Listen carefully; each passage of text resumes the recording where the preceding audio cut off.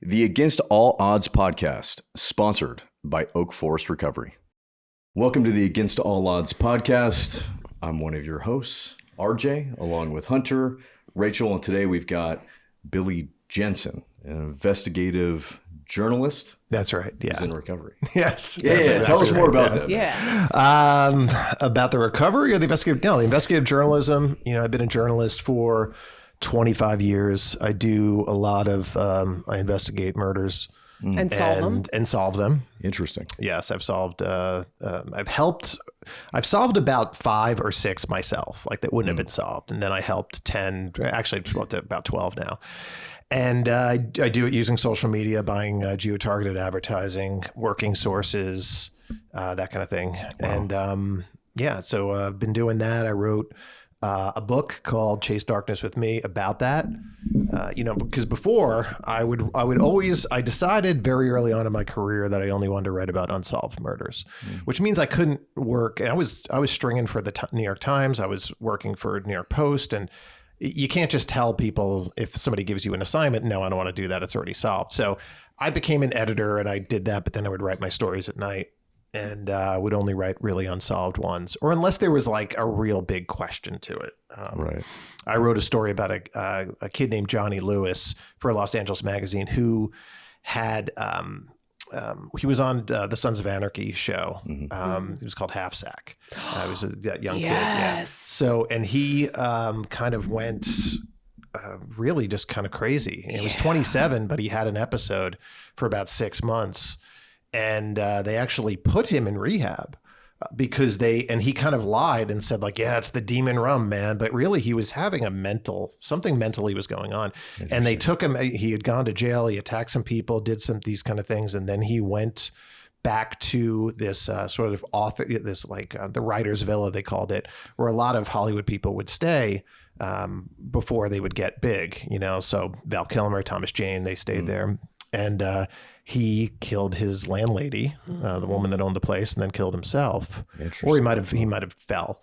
And so everybody was saying, oh, that has to be bath salts. That was the summer of bath salts. Do you remember that summer when it was like the guy was eating the guy's face and all that? And then the toxicology report came out and it was clean. There was nothing in his system. So I was like, well, what's going on there? And I remember seeing his dad posted a comment on a YouTube video like on Christmas Eve. And I was like, oh, this guy must be hurting, So I got in touch with his dad and they hadn't done any interviews and laid out that story. So, I would do stories, like that, but mainly it was unsolved things. And, got it.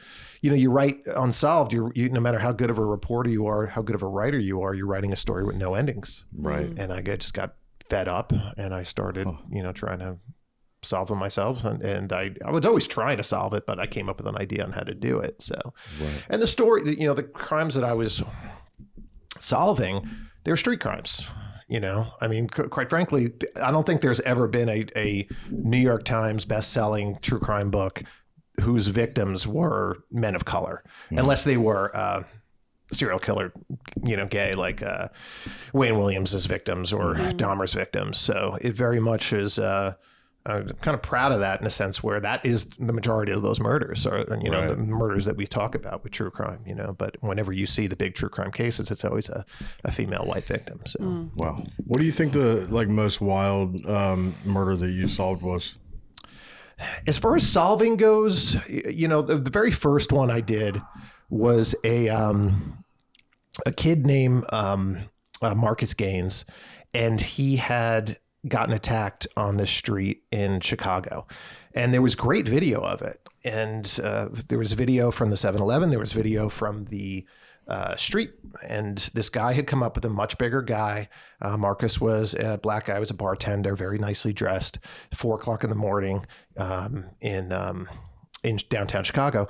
And then he just walked away. He walked away. I'm not going to engage with this guy. And then he kind of started trotting away. The guy went after him. And then Marcus turned around and the guy just leveled him. He went into the crosswalk, passed out completely. Now, a couple people gathered around him and it looks like on the screen, like what's going on. And then you see the attacker come back down and probably yell at the people. Everybody scatters. So he's in the crosswalk. and you're just watching, and then a minute later a cab runs over him and kills him. Jesus. And it's an awful video. And I was watching it one night late at night, and I was just like, all right, there's kind of good video of this guy. It was 3 months later. They still hadn't caught him. I contacted the police. Still hadn't caught the guy that had punched him. Yeah. And I was just like, why are they not catching him? And I was figuring out that, like, because nobody watches TV anymore, you know? And these people might have put it on their, you know, YouTube page, but nobody watches that. Nobody's you know? So I was like, I'm going to do this. So I did a specific page, Facebook and Twitter, for this guy called the River North Puncher. That was the neighborhood. I had his picture, and then I just started tweeting out. Then I was begging people for retweets, and I was buying little geo-targeted ads, but I was only spending like $50, $75. Right. And guy, somebody retweeted it, and then somebody from Barstool Sports retweeted it. Barstool Big Cat in Chicago, and he's in Chicago. And then somebody sent us a photo, and it was a picture of the guy. You could tell it was the guy, and it was a front facing. Wow. And I wrote to him. I was like, "Did you make this?" Like, because it looked. How would you have this picture? Yeah. And then he didn't, because the one thing with these cases is that you always got to answer them right away. Yeah. Because they might be drunk, they might be, you know what I mean? But you want to get them when they're drinking, because they're going to be more, they're going to tell the truth more. Then he finally writes back and he says, actually, my friend was there and he took a video. And it's a video that starts with Marcus Gaines on the ground. And then it pans up, and then there's a guy, the guy's walking straight towards the camera. And then he yells, "Get your faggot ass up." And because he had yelled at those people, they all went away. Right. So now I had like really what he looked, you know, face forward, what he looked like, how tall he was. And he had a very distinctive widow's peak. So I went through all of the mugshots in Cook County of people that had been arrested around that area. Wow. Was able to, then I went to Cook County and then showed him around. And it turns out the guy's his name was Marcus as well. Wow. And his street name was Big Dummy. And then then it was a matter of getting the police to listen. Right. So it's just like sending it to them, then calling up aldermen, which is the thing there, politicians there, calling up all these different people. Got a former chief of detectives from Chicago. They finally got a warrant, and then they got him like 3 weeks after Christmas. Yeah. Wow. Yeah, that was one. Yeah. Did the cops don't want to listen to, like? Depends. Yeah. It depends. Depends on the case, depends on where they're at. The fact that I picked the Chicago case, Chicago notoriously will never work with the press. They just don't. Yeah. Certain ones will. New York has been great. Philly's been great.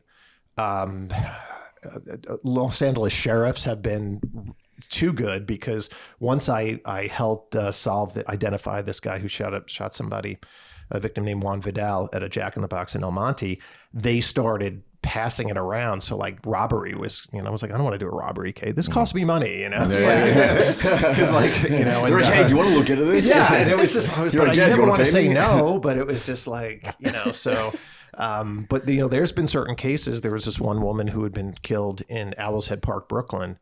So after I got that one, I was like, oh, I'm on it, and there was a really good video of this guy, her killer, and she was an addict and a sex worker, and she was found mutilated and sexually assaulted in a skate park in Owl's Head Park, Brooklyn.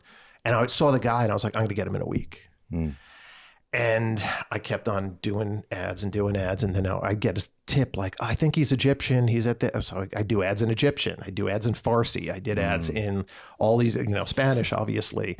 Brooklyn's such a big place, and New York is such a big place. And it was like $4,000 I spent. And it was like at one time, at some points, like I did so many ads on Twitter that people, one woman commented, "Can we just catch this fool already?" Because she kept seeing it over and over again. But I hit over 1 million people with it.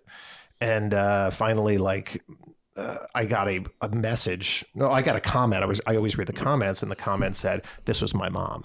And it was her son. And I was like, I'm going to be looking for this guy for the rest of my life. And I still haven't found him. Oh, shit. Yeah. God. Yep, so. What got you into journalism, investigative journalism? Well, I was... and where are you from? I was a kid. I'm from Long Island, New York. Okay. Yeah, so... Long Island, yeah. I was going to be a professor.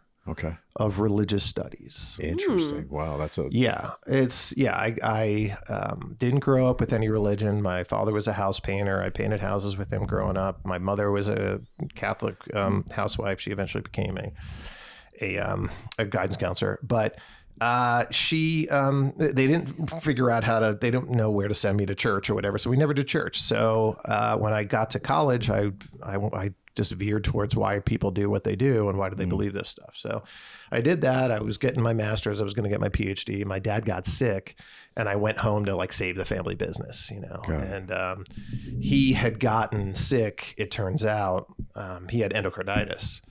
And he had gotten that from heroin, which he had done back in, when he was from 18 to 21, 22. He got the valve replacement for the endocarditis. And it turns out he said he felt like a teenager again because he felt so good. So he had more energy than me. I was like a pale graduate student trying to paint these houses and scraping dead paint off. And while I was doing that, I needed a creative outlet. So being a hockey player, and having played at the University of Kansas for hockey, club hockey, I started a zine about hockey fights. So it was all like who won, who lost about the New York Islanders. And then I would print it out and hand it out at the games. And then Village Voice, which is a big newspaper out there, saw it. They were starting a thing on Long Island. And then they offered me one story for the first issue. And then I did that. And then I just kept pitching and pitching. Eventually I got a cover story and I was still doing sports, but like kind of off-key sports. But I was veering towards this, seeing what was out there. And I was always interested in it. And then eventually, oddly enough, New York Times, I got a job working on the weekends for the New York Times. And that was when I was doing my first crime stuff. Yeah. Got it. Yeah. What an interesting journey, man. I could have been like the hockey fight guy, Yeah. What interested you about crimes and specifically unsolved crimes? I hate the guy that got away with it. Yeah. Bottom line. Not knowing. You want justice.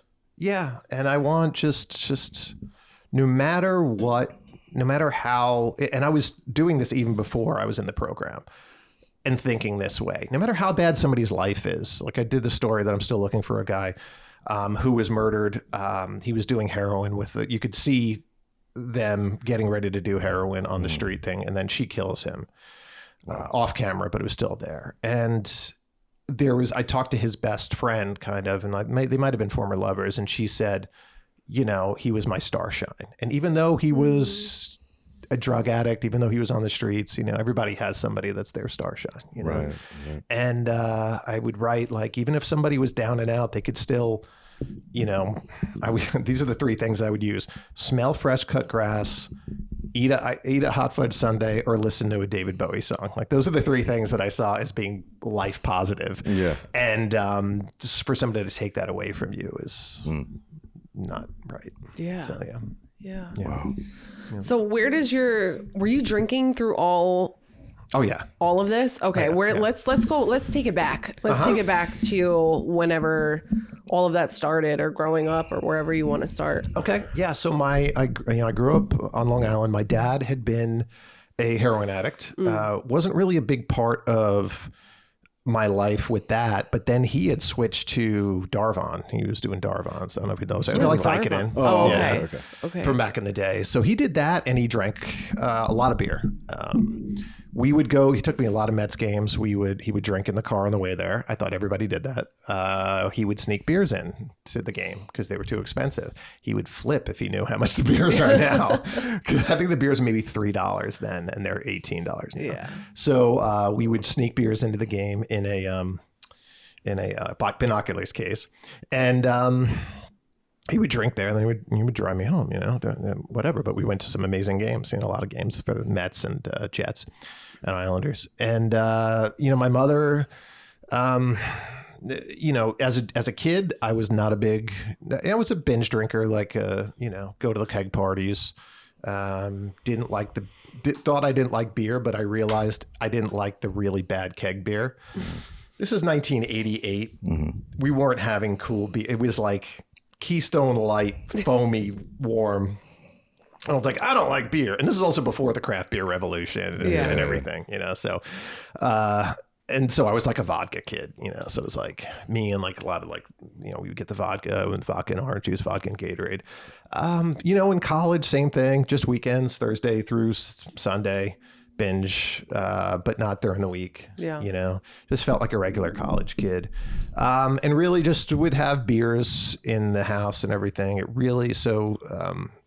really didn't take hold until about 35, really. I had kids very early. I got married at 23. I had kids at 25 and 27, which is very young for people out on the coasts. And, just was hustling and working and trying to get anything that I could get, as a business was failing because it was journalism, it's like newspapers and it was just, I went to, my father died when I was 25, he was 50 and he died of Hep C. So the heroin killed him in the end. Because he who knows what needles he was sharing and back in 67 or whatever it was. So I sort of, once that happened, I had no safety net. I didn't get left anything. I got left some Lionel trains. But that was it. So I really had no safety net, and it was like, you're an adult right now. I really went from being a kid to being an adult within 6 months. Like, my dad died, I had my first kid, bought my first house, and got my first real job within that. So, but the drinking really started in earnest. Moved to Phoenix, and I got offered the Village Voice editor-in-chief job, but I turned it down because it was going to be a total. Are we allowed to curse? Yeah. Yeah. Okay. I just want to make sure. Yeah. It was going to be a shit show. I don't want to make these guys' job any harder. Yeah. But it was going to be a shit show. So I was just like, you know what? I can let me run digital for all 17 papers. And we did that. So I had to move to Phoenix. It was a big drinking culture.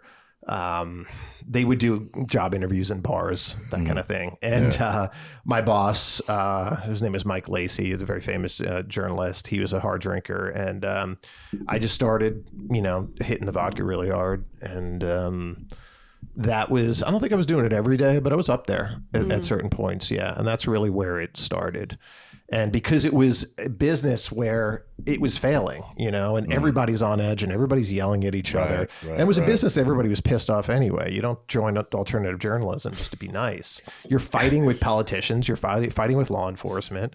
You're fighting with each other. You're fighting with the sales team because they're upset because you lost readers because you wrote something. It's a lot of misanthropic people there. So. But it was great. I loved it, but it was dying, and, doing that and just drinking with that and just constantly drinking. And then, I had left that, was trying to do TV, like wanted to do, all right, I want to do true crime in earnest on television, to do unsolved stuff. And back then I would pitch these unsolved shows. When is this? This is like 2000. No, this is like 2012, 13. Oh, okay. Yeah. And I would pitch these shows. And while I was at the newspapers, I would have like big cover stories about unsolved murders and what would win awards and things. And that I still talk to the victims' families for, and it's one of the things that I tell people if they ever want to get into this thing of doing unsolved murders. It's like, I remember getting a dog once, and there was a big sign at the ASPCA, and it said, "Are you sure you're ready for this 15-year commitment?" And I want to, I sure wish I took a picture of this before cell phones, but it's like that times 10, because it won't stop. If you get in, if somebody is nice enough and willingly lets you into their life to tell the story and to try to solve the murder of their loved ones, you can't not answer them back when they write you 5 years later. Yeah. Right. You can't say you're too busy. They don't want to hear that. Yeah. So, and even if they die, the mother of a woman named Jade, who had gone missing, in the 90s, her mother died, 10 years ago, and her niece, there's a picture in the paper that in my story, she's holding her little niece. Her little niece is an adult now, and I talk to the niece now. So it's not like the parents died and then it's over too, So you have to continue to talk to these people. So I was doing that. I wanted to do TV. I would pitch and then it would fail. I'd pitch, fail. And then I finally said, I'm just going to write a book. And then, started solving the murders before I was writing the book. And that's Chase Darkness with me. And then got on like a couple podcasts. And then because you got big, and also because of Serial, the big podcast, that finally let people understand that, people will listen to an unsolved case. People love it. Yeah. Love it. So they were like, finally people will. Yeah. So then people were more apt to want to tell unsolved stories, because like I would be on a I had a thing that only had 15 minutes of unsolved. It was 45 minutes solved, 15 minutes unsolved with ID, the investigation discovery. It passed everything. We did I think it was a presentation reel. It wasn't a full pilot. And then in the room, they said they had a crisis of faith and say they don't want to have anything that's open-ended. And it's like, you have an entire network of murder, right? And you won't do something that might help somebody for 15 minutes. That's crazy. Yeah. But that's fine. That's changed, thank God. But that was what it was like up until what do you think the Serial. thought process behind that was? Why would they not want to show unsolved mystery? Because they there just wasn't didn't. a conclusion. Yeah, that's why I was thinking there's no ending. There's no ending, and they had done market research, and people wanted an ending at the end of the shows. Yeah. Huh. But the market research was clearly not accurate. Yeah, because people like to be able to try and figure out the murders as well. And they and love they it. want to help. That was one of the best parts of Serial when I listened to it. It was like, I want to do the thinking myself. Exactly. Yeah. Right. Yeah. So Interesting. yeah. Wow. Anytime I watch unsolved anything, I'm literally on my phone on Reddit, like looking up the case, trying to solve it myself. Yeah. And I started getting into the whole of covering citizen detectives. There was a case about this woman called Maura Murray who had gone missing in New England during a snowstorm. And there was a lot of talk, a lot of chatter. It was on Reddit, but it was also on these other boards too. And I thought it was really interesting. So I wrote a story for Boston Magazine about that. And I was writing stories about this citizen detectives, and also coming up with, I talk about like what the rules are, because you need rules for that kind of thing. Mm-hmm. You don't name names in public is the biggest rule. You don't say, oh, it's this guy, and then post his Facebook and then ruin his life. You take the stuff, you put it in, you give it to the police, and then you wait. If the police won't do anything for a while, then you can maybe give it to the family and then have them, it's just like that. But you can't name names in public. You can't attack each other, which happens. It really got kind of weirdly toxic, that whole citizen detective community. But I was like the guy that everybody would go to ask about it. Yeah. Wow. And then I wrote like kind of the book about it. Yeah. Interesting. Yeah. What are your thoughts on the John Benet Ramsey case? I've never heard of it. Which is that? Are you being serious? Yeah. It's on Netflix, right? Well, that Netflix documentary is so good. Yeah, it is good. I'm just curious, because this is like your line of what are your thoughts on it? Well, the thing about when you look at the most covered murders in history, right? Jack the Ripper, JFK is probably the biggest one in terms of what people have written about it. You got Jack the Ripper, you got the Manson murders, and then you've got John Benet. It's it's in the top 5. A lot has been written about it. It's your classic locked door mystery, as they call it. It's incredibly heartbreaking. I have always been an Occam's razor guy. Occam's razor is a theory that says, a lot of people say it is that the simplest explanation is the best one. Or it's more like the explanation that has the least amount of assumptions is the best one. So saying, like if you go like, oh, somebody in the house did it. Okay, somebody in the house got mad. They did it. They tried to cover it up. They wrote a letter, blah, blah, blah. Somebody outside did it. It's sort of like somebody broke in and they could have done this and they got in through there. Mm-hmm. And then it was somebody that didn't like it. You're making a lot of assumptions towards that. Right. When people that get murdered, it's usually somebody that they know. Yeah. It's a case that I never really I would go back and forth on, but it's not one of those ones that that I would ever cover, because I don't cover cases that everybody else covers. Yeah. I cover the ones I always are not getting I always any look at the publicity. ones that Yeah. that aren't getting the attention. One of the first cases I did was on 9/11, the year anniversary. I found there was a murder on 9/11. It was the only unsolved only murder in New York on 9/11, other than the murder at the towers, and it was it was still unsolved. So it's just like was it before the towers went down or after? Night. It was that night. It was that night. Okay. Yeah. So while there was all this chaos going on, this guy was looking for a cities- job. And can you imagine like somebody calling up looking for jobs at 11 o'clock in the morning when that was happening? This guy was just desperate for work. Right. And he finally got a job to clean a supermarket in Bed-Stuy, and he got off at the wrong stop, or the wrong edge of the stop exit. And he was just knocking on doors, didn't know where it was, and somebody shot him. Wow. Yeah. And you solved that one, or that's No. Okay. That one's not. The only thing I got out of the cops was that they yelled at me because they said, you don't ever do that. You probably talked to somebody who knew the guy. And this is like 2002 Bed-Stuy. It was still not so much. It's fine. It's gentrified. But then they also said, it was an odd caliber gun. It was a weird caliber, maybe like a 25 or something like that. So they did say that, but that's either, someone's going to say something on their deathbed or something, or maybe they find the gun and match it, but I doubt it. Yeah. Wow. Yep. Interesting. Mm-hmm. Yeah. So walk us down your recovery journey, man. When did it reach a head, and why'd you get sober? I'd been getting like more notoriety than I'd ever thought I would get as a journalist. You're doing a podcast, you're doing two podcasts, and then you get a TV thing that you're shooting. But meanwhile, you're just drinking a ton,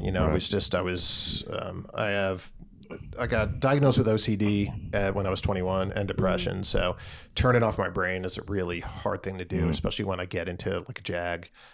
And, to turn it off, I would just drink, so I was just drinking and every night, functional. And the next morning was not a hangover guy.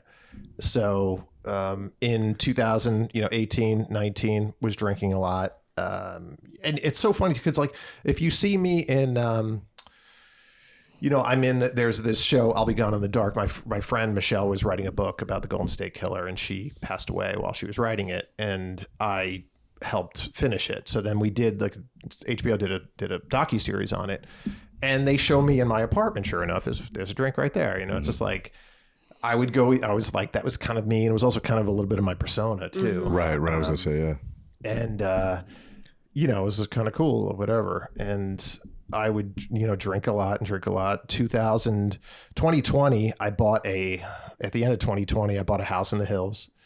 And all I did, I bought it because my head was so messed up that I wanted a project. And when I would renovate something or paint, I would always talk to my dad. And I was like, I'm going to do this, and talk to my dad while I do it. But I would drink at night for, this was 2 years. I'd drink, pass out, or go out and then not figure out where I was, and then have to look at Uber and say, I would never drive drunk.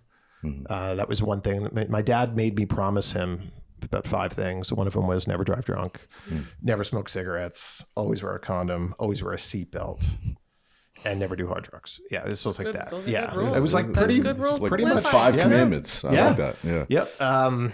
Didn't say anything about prescription drugs. Didn't say anything about actual, alcohol. But you know what? He had that, and so I was in this funk, and then I got really depressed, and the OCD, and I got I started having suicidal thoughts in 2021.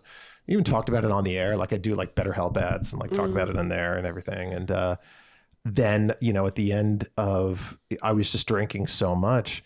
At the end of 2021, everything started opening up a little bit, and we had a party for our network. And I don't remember much of the party, and I got drunk, and apparently, I don't want to say apparently because I'm sure it happened, I hugged people the wrong way. And even though like my wife was there and everything, and someone said I grabbed their butt, I'm sure it happened. I don't think they would have made that up, so I lost that gig, and then it didn't get public right away. Right. Then that was a tailspin right there, because that was just constantly worrying 24/7 that, the news is going to come out, because I was still earning. News is going to come out. And then it was like just drinking, just so much.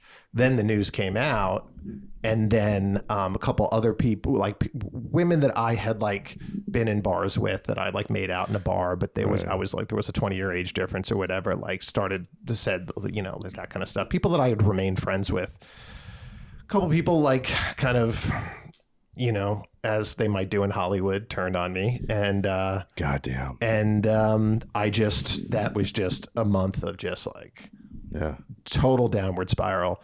And it was like, either I'm going to kill myself, I'm going to kill myself through drinking, or actually kill myself, or go to rehab.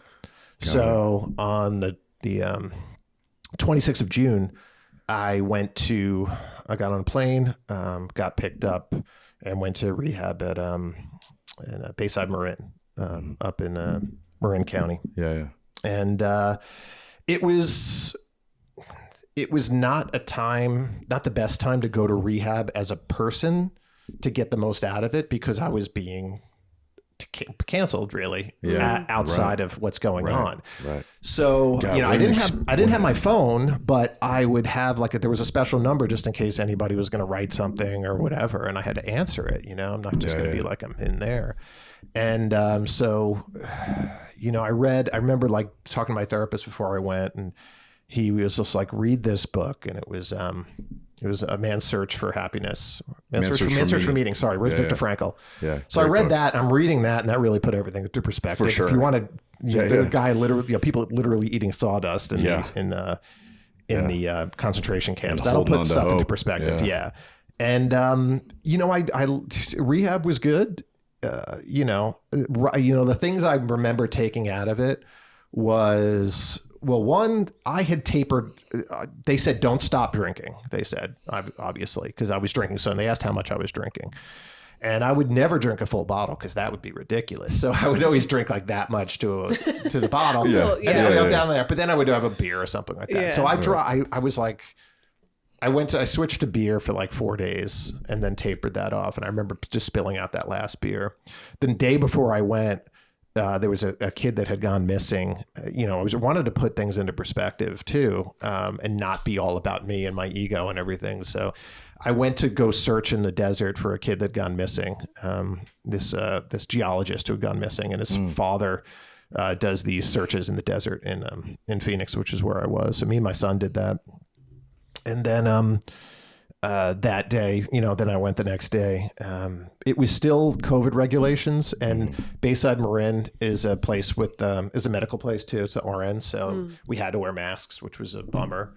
We couldn't do the horse thing, like the equine therapy, and we didn't have any trips or anything, but it was okay. And I got back, and I went straight from there to this conference called Parents of Murdered Children. And again, to put things into perspective for me, was still very messed up, was on Seroquel, so I was eating everything in sight. Oh God, I've been there.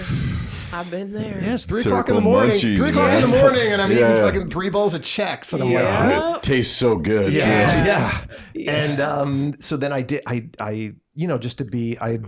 knew a lot of people there, because I've worked on stories about their kids and things. So just putting that into perspective, and then still not doing great. I remember I went to Moab with my wife and son, and they were just like amazed at how much I was eating. So I'm not really a big eater, and they were like, what is he doing? Yeah. So the Seroquel, and then it was a matter of, we did meetings in there a little bit. It was mainly group. It's not a 12-step place, but there were meetings to do on Zoom. And then I would go to a couple meetings, and I was really just white knuckling it, and I wasn't drinking, but I felt awful.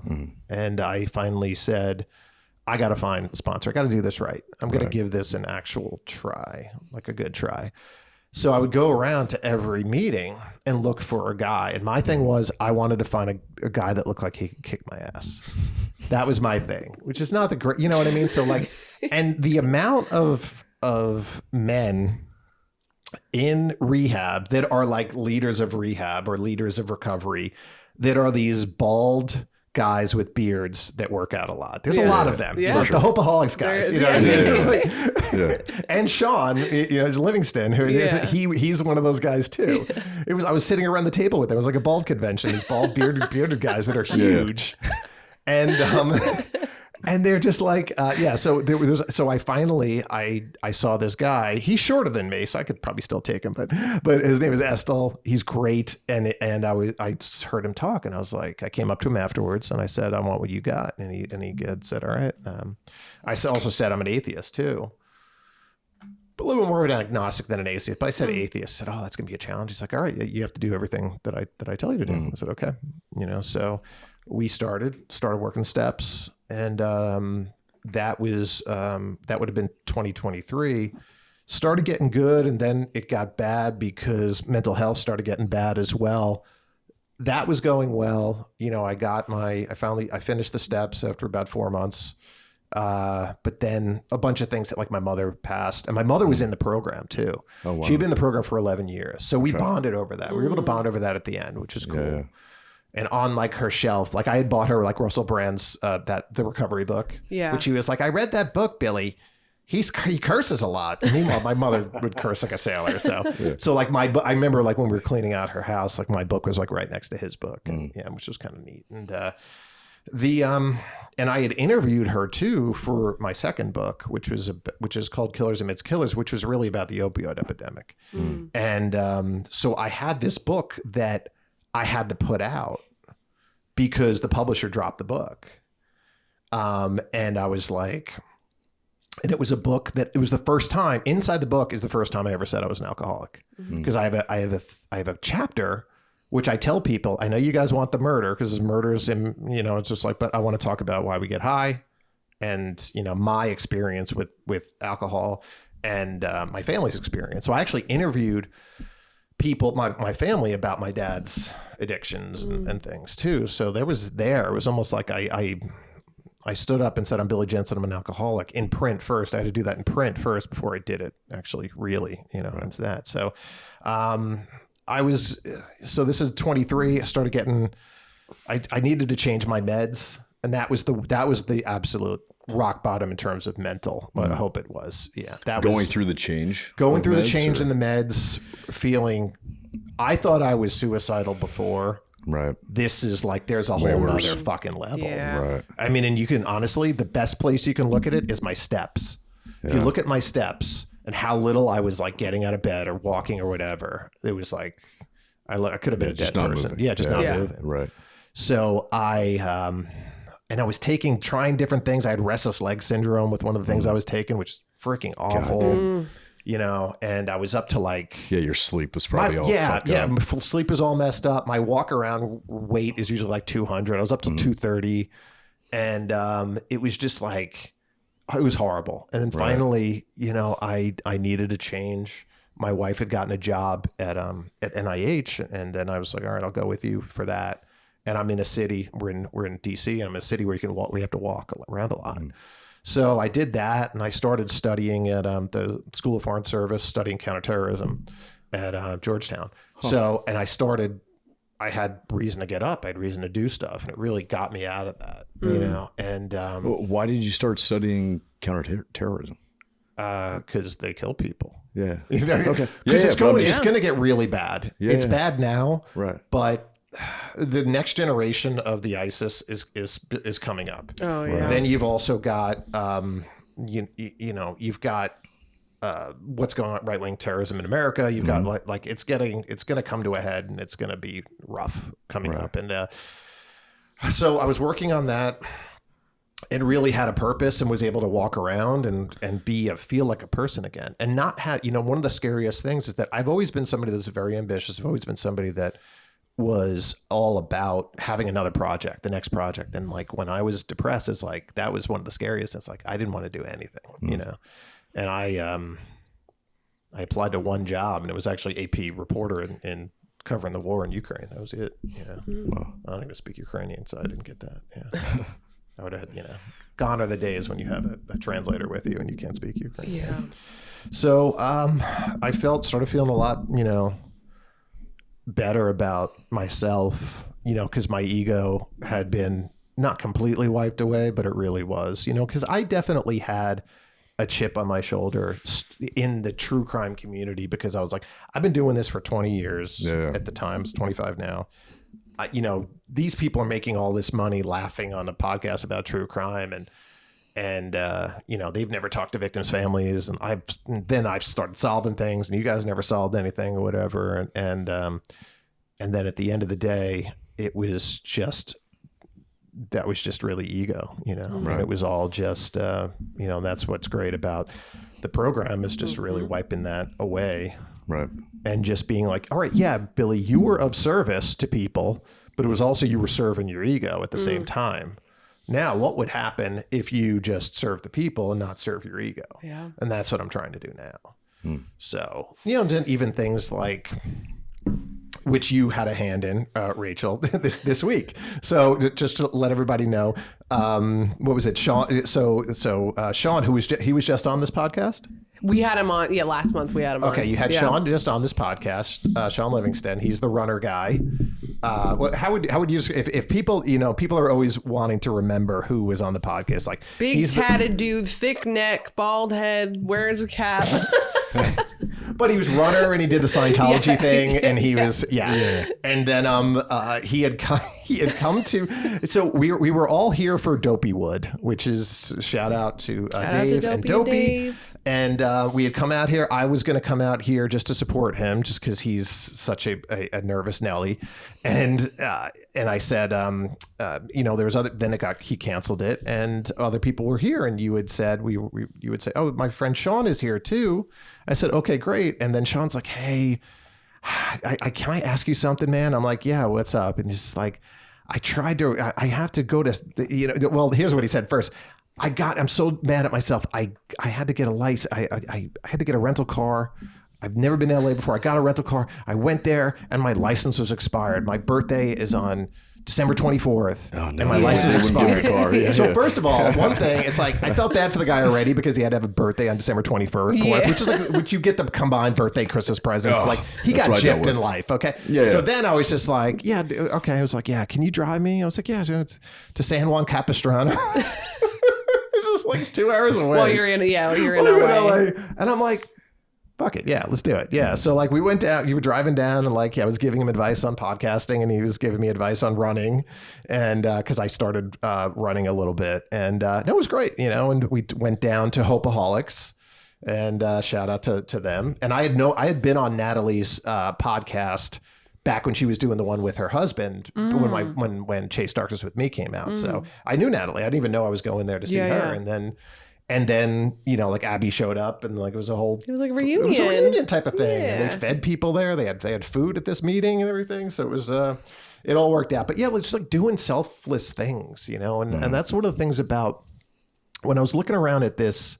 Obviously, we're in the middle of what's going on with the fires, and I kept trying to volunteer, and like nobody wanted volunteers. Like I went down to a shelter, they were just like, we're all booked up for volunteers. Like, do you guys need any volunteers here? Like Red Cross was like, we have too many. But what a beautiful thing that is, though. Yeah, it's great. You know what I mean? That is like, and it's like one of the things that I would say to the recovery community is, when Trump won, there was a quote that was going around from the guy, the lead singer of Black Flag. What the hell's his name again? Why am I forgetting this? Oh, I don't know. All right, well, Henry Rollins, yeah. And he was saying, like, this is what Joe Strummer trained us for. This is when you're a good person, your vote really doesn't mean that much. You're going to vote, but your vote doesn't mean that much. What means a lot is being a good person to other people and organizing and things like that. And it's just like, I was thinking about that quote going, this is what AA trained us for, doing, this like that. And the one thing that I want to tell people is that everybody might be looking at it from far away, feeling helpless or whatever. They don't even want people to help here. They want money. It's just money. You can give money. Yeah. But you know what? There's a lot of other people that need help in your local area, use that maybe as a catalyst. to go and help your local area, because, you know, the service and the volunteering that I've done has been everything from, you know, handing out, which I think is one of the best things, is like handing out the toiletry kits and all of that stuff. I love doing that. They're so thankful. Yeah. I love doing one where just with moms that are like single moms that have like 3 kids, 4 kids, they just need a break. So I just like, they bring them to like a community center, and then I play with the kids, and then they beat me in basketball and that kind of thing. It's like that kind of stuff. And, you know, that's what we're trained for. You know, the big book, the meetings trained us for that. And, you know, like Muhammad Ali said, you know, service to others is the rent that we have to pay for our time here on earth. Right. Yeah. Do you find that you're better at your job now, or now that you're sober, or? I haven't really done my job. You know, luckily enough, I made enough money to like survive for a little bit. I'm starting to write a book now. I've done a bunch of interviews. I haven't really started writing yet. And quite frankly, I'm a little concerned, because I would always write Wild. I would write sober, edit drunk, which is always the opposite of what people would do when they were alcoholics. So I would write sober to get all the facts right and everything, because I have to do that because I'm a nonfiction writer. But then I needed it to sing, you know. So I would sit down, I would pour a glass. I'm like, you know, what if I made it look like, sound like, oh, that's good, that kind of thing. So I got to get into what that's going to be like without drinking, because I don't think those 2 books that I wrote, I definitely wrote while drinking. It was me sitting in this one singular chair that I had, and I was drinking. Wow. I think you may be pleasantly surprised, hopefully. I hope so. When you cross that, I think especially any creative flow, especially when you're only used to like activating that while using something, it's really scary to go into it. But I've been pleasantly surprised at myself. I know in my sobriety, because sometimes you're like, oh, I know I need that. I need that for it to be how it is, but it could be even fucking better. I hope so. Yeah. You know? I hope so too. Yeah. I mean, that would be wonderful. Yeah. So, you know, I was, working on that. I'm also working on something that's really out of my comfort zone, which is a fashion brand. Oh, yeah. Ooh, talk about that. So it's called, so I was talking with this woman that I know, and it's like, well, what do you want to do for your second act? And I was just like, well, I really want to do this fashion thing, because I was looking at the fashion brands that are around sobriety, and a lot of them are very sort of influenced by tattoo culture. I don't know if you've seen, it's like tattoo biker kind of thing. And like, I wanted to do something a little bit more like British terrace culture, streetwear, American streetwear kind of thing. Yeah. And then also, so then she introduced me to somebody. Oh, I know this guy. So I started talking to this guy, and then he's like, oh, I'm sober too. I'm like, oh, she didn't even know that. And I was like, oh, that's weird. Okay. And then he's like, yeah, you know, I was just at my great uncle's birthplace. I was like, who's your great uncle?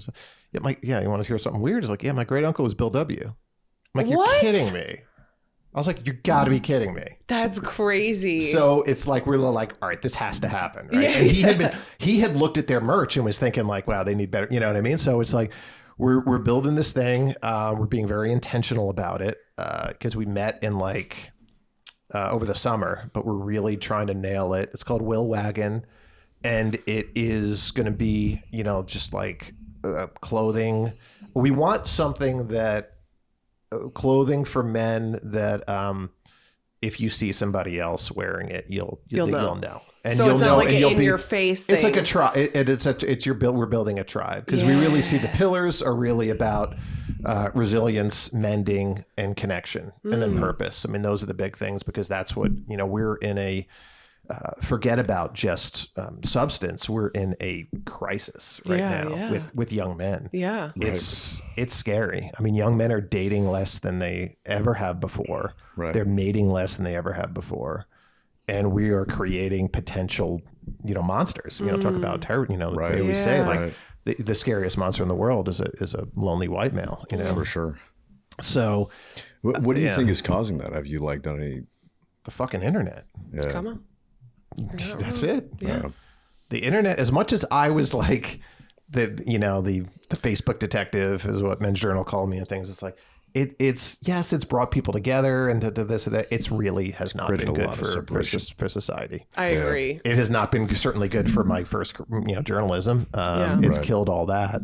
And all of these stories that we see out there, they all started in print. So it's like TV news just takes what was going on in print. Right. And we have a lot less, we literally have half as many journalists as we had 20 years ago out there. I mean, we have a lot more like citizen journalists, but they're not necessarily that good, and they don't have, there's no checks and balances there or anything.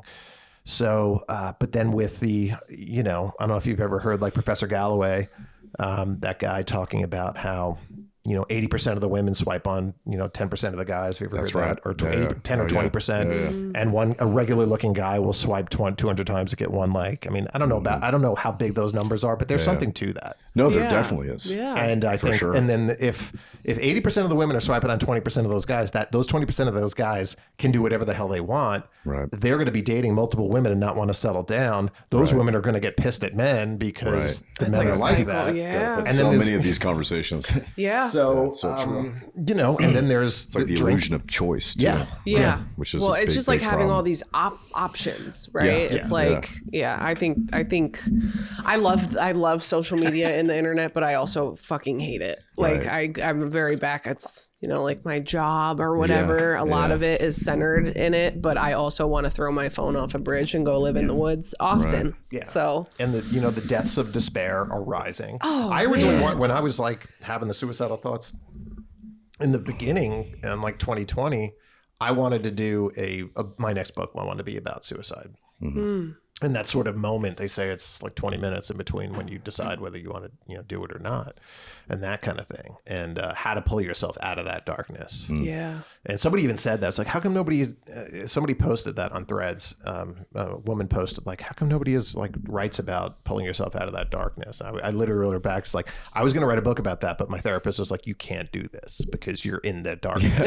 You know what I mean? You got to make it through though. You got to get to the light first. Yeah, exactly. Yeah. So how long have you been sober? 2 years, 7 months. Woo! Right. Thank you. Yeah. Congrats. Awesome. And I did my, I always like to go on like a trip. So the first year I went to, I saw a tattoo artist that I liked, and ironically serendipitously, he was in the same building as the intake of where I went to rehab. So I got that. I got a tattoo there. Then second time I got a tattoo up in Paris, and then I went to Germany for the Euros, and I got my second year chip at a meeting in Cologne.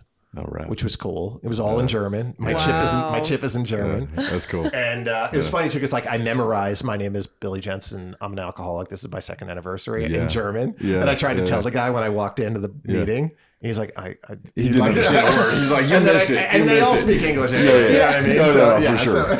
Yeah. I was trying to do it right. Yeah. And then this time, I don't know, because I'm going to Europe this summer, but it's right after that. Because I'm going to like the Oasis reunion and things. So I think I'm going to do something kind of more local to DC. So I'm thinking like Gettysburg or Hershey, Pennsylvania, or like the pretzel factory up in one of the. Yeah, it's gonna be one of those things for my third anniversary, and it's just, do I still have cravings? Yeah, the New Year, not New Year's Eve. I always thought that was bullshit, but. There's times, and people would always be, I go to a lot of sports games and things. People are like, is it okay that we're drinking? I was like, it's not this. Yeah. It's when I'm home. Yeah. It's when I'm alone. Yeah. It's when I'm trying to turn off my brain. Yeah. I don't need to, buying $18 beers at a ball game is not it was never really my thing, I see how much money these people are spending at these ball games. It's nuts. Yeah, crazy. It's insane. I was like, I'd rather buy a piece of merch or something, so, and I got really into the whole, the Mets had this amazing run that happened. You're wearing a Dodgers hat. That's fine. We'll talk about that later. But I really got into this whole thing because they really were coming back from the dead. And in the, was it the third or the fourth game after we had gotten trounced by the Dodgers? It was the fourth game, I think. I've never brought a sign to a game in my life. I've probably been to, I don't want to say it that, probably 500 games. Mets, Jets, Islanders, all the time. I brought a sign, and the sign said, "We get back up."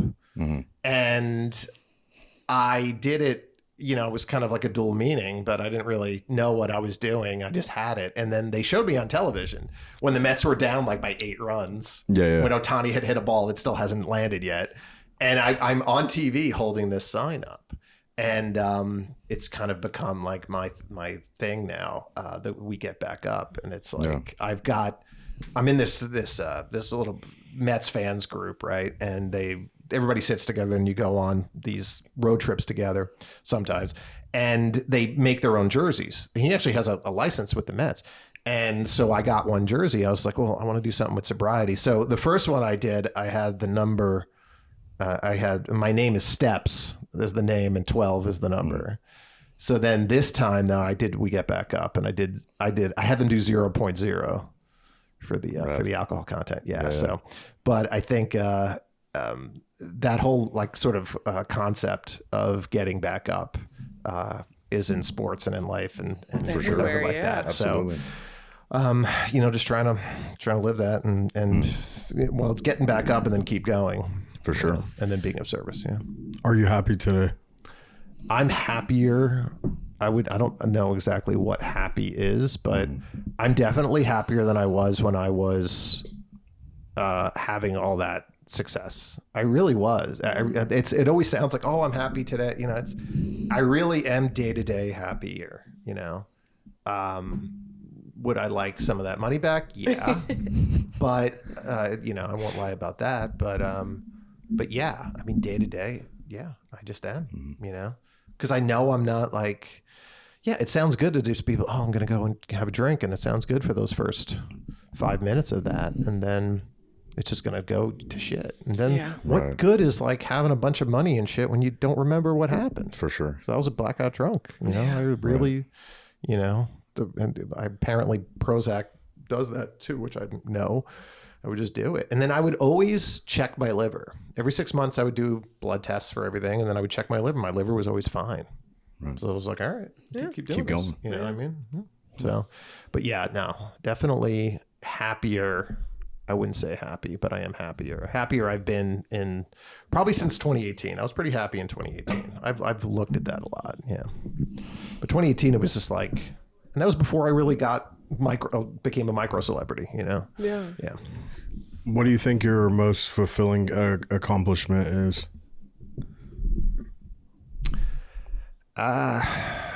What are you supposed to say here? Like my kids, getting sober. Still though, it's solving the murders is a biggie. I wish more people would use the thing that I did. I really wrote the book to like teach a man to fish type of thing. But I really think it's recovering out loud and getting those messages from people saying, I got sober because of you. Yeah. I get one of those maybe once every 2 months. I get some like you're an inspiration or whatever like that. But like once every 2 months, I get somebody that says, I had a problem. I've been following you. I know you've been through it. And then you inspire me, and I'm not drinking anymore. I'm not using anymore. It's just like, that's like, I'm going to affect more people like that than the other stuff that I was doing. Yeah. Right? Yeah. So, and that's what's, I know it's supposed to be anonymous and, with AA and everything. If AA was being done now, I always wonder whether they would ease up on that a little bit, just because it was a different time. Just because of the way. Listen, no, you don't have a pastor, right? You had a pastor back then. Well, there was a much bigger stigma around stuff back then. You know.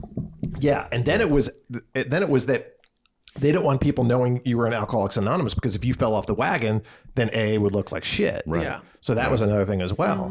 Right. So it's like when Brad Pitt came out and said he went to AA, and everyone was like, it's supposed to be anonymous. It's like all those people saying that are either those like 0.1% gatekeepers in AA who you fucking are so annoying, or they have not been in the program. Yeah. Or like those people that, there's also that stigma in AA, like somebody might have known somebody that was abusive or something that had been in AA, and like didn't really, oh, fuck that place, or it's a cult, which I always tell people.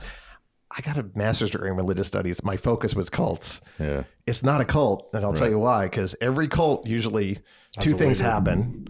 It's you have a leader. Mm-hmm. The leader says, I just talked to God. God told me I have to sleep with all your wives. And you need to give me all your money. That's this hasn't happened. This doesn't happen in AA. They pass around a thing. If you want to give it, fine. There's so little really in most of the meetings that I've gone to. There's so little God in it or higher power in it. You know, Right. Yeah, you say the Our Father at the end if that's what you do, or you do the Serenity Prayer. Right. By the way, one time my dad used to love like these sayings in Kung Fu, like, you know, like kind of fortune cookie type sayings, like that kind of thing. And I knew he liked that. So I was looking around at like plaques, and I bought him a plaque, and it was the Serenity Prayer plaque. I didn't know it was AA or anything. He looked at it, was like, it wasn't a message to stop drinking for him. I had no idea. I just thought it sounded like a cool something you would like. It sounded like a cool saying. Like, God grant me the Serenity. He was like, oh, that's kind of like, the wisdom to know the difference. Okay. He's like, they do. That's kind of an Alcoholics Anonymous thing. Yeah, but he put it up though. I mean, I don't think he stopped drinking or anything, but it's just funny that you know, that's obviously a saying that I say at least once a week now, and it's just like I bought him that. I have no clue about what it was. Yeah, that's so funny. What was that like? I mean, you touched on it. I don't know if you'd be willing to go into it, but that time when you were being canceled, what was that like? It was terrifying, because I feel like that was such an interesting time of history, especially at that time. Yeah, it was like so many people. It was. You feel so ashamed, you feel alone, you feel you go through all those emotions but here's the thing that I tell people. It's not, if you want to reach out to somebody, it's not right, because when it first happens, you're kind of like, you're on the defensive, and you're just you want to throw punches. People were just like, oh, he's using sock puppet accounts and stuff like that. So listen, I know how to use the internet. If I really wanted to do it, I could have fought back. I didn't fucking touch anything. You know what I mean? Never told anybody to post anything for me, or because the people that were coming after me, they had shit of their own, and then like people that were my followers or whatever were saying shit about them. But it wasn't me. Where was it like going out at? Like Reddit. What kind of? Oh, Reddit. A little bit of Twitter, but mostly Reddit. And then it was just, so you're just sitting there and going like, all right, I just, I built, I wasn't a 25-year-old kid. I said my 25-year career is gone, and I got to this high mountain, and it's gone. And so you're thinking that, and you're thinking like, you start, in my head, it was all about the time machine. I should have got, why didn't I stop then? Why didn't I stop then? If I could go back then, if I could fix this, especially being OCD, you're just like, I could fix it. I can fix it in my head. You can see these little moments where you just want to change things. It's just like, there's so many moments that, like when I was walking back up Lancashire Boulevard from Moe's Tavern, literally Moe's Tavern in Universal, after having been drunk. And then I fell into the road, and a car stopped this far from me, right? It's like, oh my God. That should have been the moment. Right. But no, it wasn't. A lot of other times too, should have been the moment. No, it wasn't. It took me, I lost my identity, and this identity that I had crafted that, just sort of like and listen, true crime is 95% women. Mm-hmm. And it was, I crafted, I had this identity as like this like quasi kind of sex symbol too. And it was, you buy into it because like listen, I want to be a rock star growing up. And then I was like, the best feedback you would get as a journalist would be a letter to the editor. You get like 5 letters to the editor. You're like, oh yeah, I'm the shit. You know what I mean? Then the internet comes out, then you get some comments. So like, oh, I'm the shit. And then you would get social media. And that was like the gauge for whether you were big or not is social media, and like, and then getting recognized in airports and that kind of thing. And then having 250 people show up to your book events, when you never thought any of that was possible. And, knowing that like, all right, I had gotten to that point and then I messed it all up. And I also, made people uncomfortable to a point where they had to go to tell the company, you know, Right. that, or made some, primarily one person uncomfortable that they had to tell the company. And that was, you know, so there was so much shame there and so much guilt, and also just like what they were putting, you know, like what I was putting my family through and all of that. So there was so much that you're going through at the same time, where the medicine that you would take before was gone, because it would have been really easy to go back to that medicine, but I didn't want to, because you know, they have you guys all did this, right? You wrote the goodbye letter to alcohol. Yeah. Mm-hmm. And I started it off, my goodbye letter to alcohol, as like, yeah, we had good times over that. And then like, I was getting really pissed towards the end. It was just like, fuck you, you know, yeah, it was me that chose to do it, but you were there and you were always there. And, you know, it was all of that, those emotions. And then I just had to really step back and think this. And this was the biggest thing. It was just like, listen, Billy, you built a career. Yes. You built you're a very good journalist. You're still a good journalist. You built a career about talking about people's murders. Mm-hmm. The people that were murdered,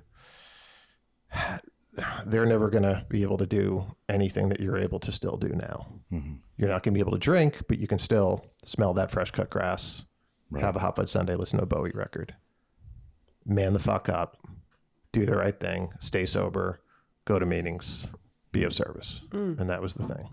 Wow. Yeah. Wow. Incredible journey, man. Yeah. Thanks. Yeah. So yeah. So now, you know, it's just a matter of what to do next. You know, doing I want to get the fashion brand out there. Want to get I'm really excited for this book about yeah, and it's also really gotten into sort of like the Western type influence as well. Yeah. You know, being in Arizona, and just the idea of obviously the whole wagon thing. I know more about water wagons and wagons in general than anything. I also started learning a lot about pigeons too recently. Pigeons are so cool. Yeah, I don't. Yeah. So a lot of people are obsessed with for pigeons. my third tattoo. I'm gonna get like a pigeon. Somebody had a dove. Somebody had a dove with like an old fashioned rocket booster on its back. Okay. And then I was like, that's so cool, because I got out of like where's the camera? Is the camera over there? Yeah, I can show you this, right? All right. So I got, this is the only tattoo I've ever gotten that really has no meaning. Yeah. I just saw it and got it in Berlin right there. Is that good? Yeah. So it's, you know, and I was like, but he's like, it's a, and he's a rat. And then I saw this dove and I was like, if you can make that a pigeon, I would want to get that, because it's like the two urban, you know, thing. And then I started reading about these pigeons. Like, pigeons were saving hundreds of men's lives in World War I. They were giving medals to pigeons. Yeah. You know what I mean? I was loving that. Yeah. Pigeons are smart. They're very smart. That's what Bert from Sesame Street knew. Yeah. Yeah. There's one thing. Mike Tyson too. Mike Tyson had the pigeons. Loves he had pigeons. the pigeons. Yeah, he did. And that's why I started fighting. Yeah. Mm-hmm. Something about pigeons. The kid ripped a pigeon's head off. Shit. Yeah. And he had so much rage in him. Yeah. So yeah, I mean, it's so that's the pigeons is something that I started reading a lot of, the water wagons, and then just the idea really of getting back up and how you can.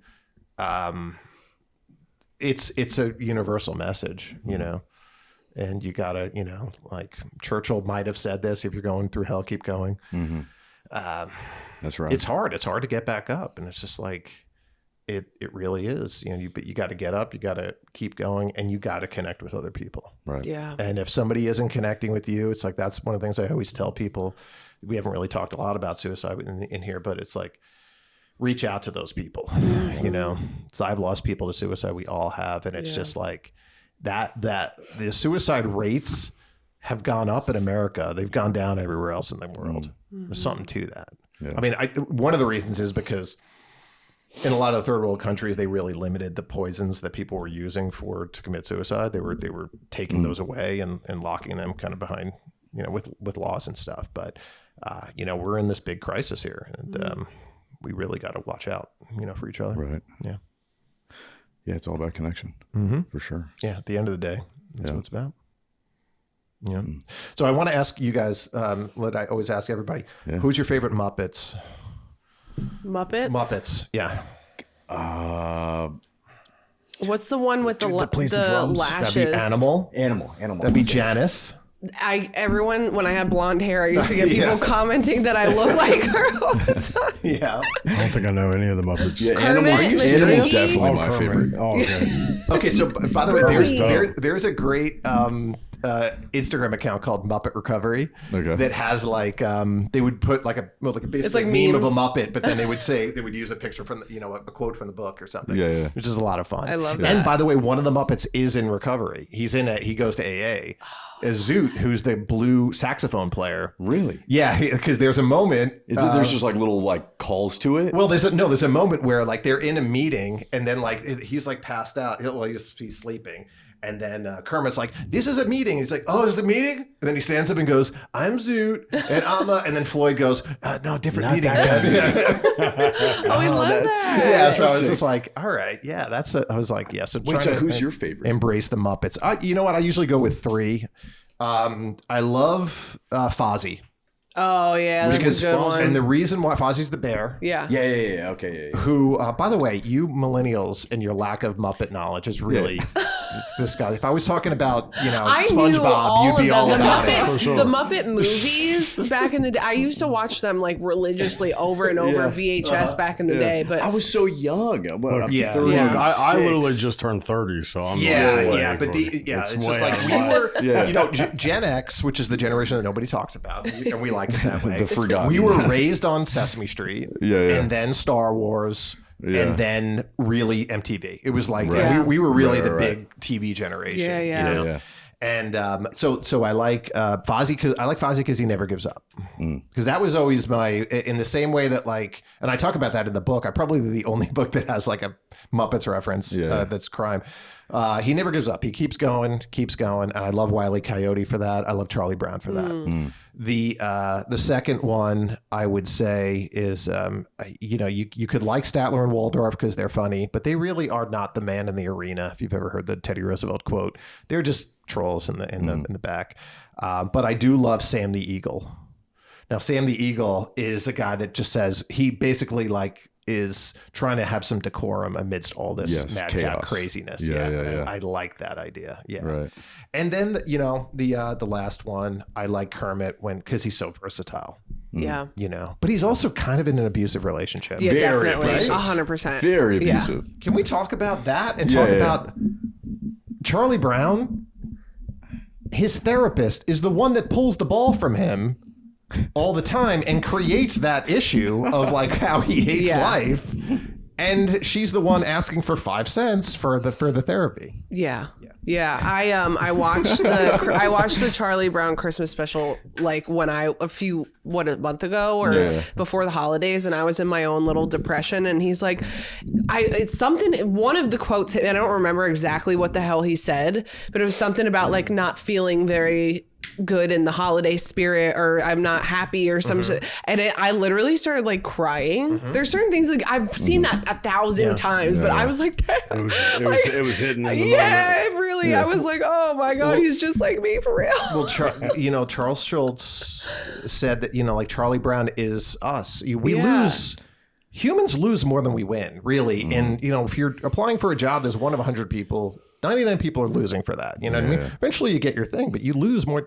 There's 32 sports, football teams. 1 is the winner and 32 are the losers, We lose more than we win, but the thing is that he keeps trying, and that's what is the great thing about Charlie Brown. Yeah. And Snoopy just is kind of, he's the hedonist. He's like doing whatever the hell he wants, but Charlie, it's the weight of everything is really on Charlie. That's humanity right there. So I like to end things on a little bit of a I love that. Thank you so much for coming out. Thank you for having me. This was great, and thank you for flying. You flew in the amidst all of this chaos. So I'm glad that you were able to get here safe. Me too. I'm glad we were able to. I didn't know there for a minute. I was like, wow, this is looking. I know. I was in limbo too. I was like, are we doing this? Yeah, well, I knew you and Sean. I'm like, they're already out there. I'm like, if this gets way worse, I don't know. I'm worried about my people, I don't know. It's been crazy, but things are. Seems like it's calming down. Kind of okay. Yeah. Yeah.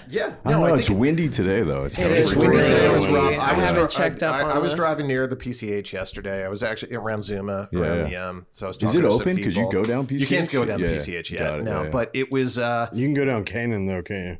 Laurel Canyon? Canaan's fine. Yeah, Canaan. Canaan you can go down. Yeah. You can't go down Topanga. Yeah. But it's just I didn't see one flame. I didn't see one smoke. I haven't seen any. I mean, I only took a short drive from there. I've seen it was like at the height. Yeah, I'm sure. Yeah. We could go to the men's house and we were peeking out. I mean, you could see the flames from Topanga. Coming up over the mountains. Yeah, we saw the ridge at Topanga where the flames had got to. There's a liquor store there, right by Mel Gibson. There's actually a picture of Mel Gibson. I said, "Oh, Mel Gibson's there," and and the guy said, "Yeah, he was in today. His house is gone." Yeah, and he said, "I was like, yeah, he's in the program too." So he wasn't buying beer. Was he's like, no, he's in. But yeah, it's like, I mean, it's devastating everything that's going on, and I know we all want to help some way. Right. So go find something local for everybody that's thinking about it. Yeah. Also, North Carolina is really messed up right now still, too. I feel like there should be. What is that from the hurricane? Yeah. I mean, this is still. God damn. Yeah, it's bad. It's really bad. Yeah. They definitely need some help there. Yeah. Well, all right. Thanks for coming out.